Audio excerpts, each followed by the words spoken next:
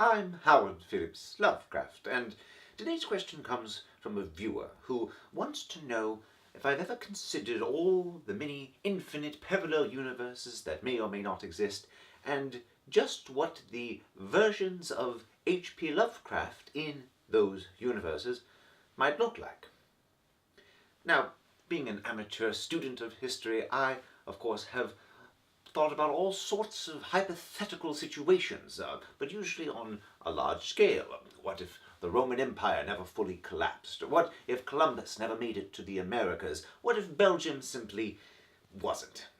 But as for focusing in on the micro, on my own personal existence, I haven't really spent much time thinking about it. Of course, I and others have speculated on what my life might have been like had I lived longer, but beyond that, I haven't really given much thought to just what sort of man I might have been had my family fortune maintained itself, had my father survived past my infancy, if I had taken that job in Chicago. But ultimately, I find myself not very comfortable with these hypotheticals. There's something about it that seems, well, I don't know. What do you all think? Look, I don't care how many universes are out there, there is only one PH. Fair enough. And you? Personally, I think what we have here is an example of the difficulties in trying to juxtapose two very complex concepts.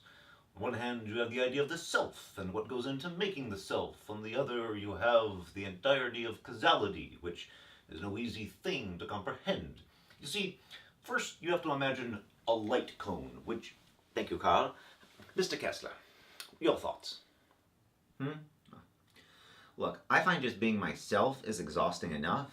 The idea of having to keep track of multiple versions of myself, that's enough to make me want to lie down. You see, it can be diverting to think about these hypothetical versions of ourselves, but we don't do any justice by comparing our lives to theirs. They are strangers to us.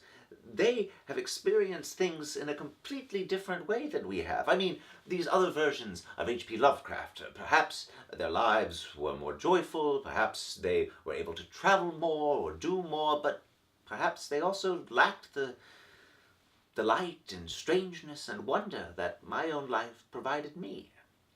I don't choose to compare myself to them. I choose to simply look at my life and hope that I have been the best H.P. Lovecraft I could have been.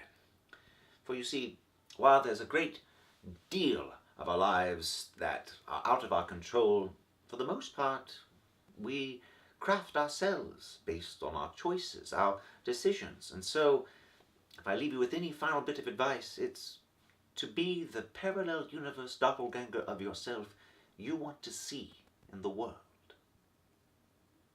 As always, I'm Howard Phillips Lovecraft. Thank you.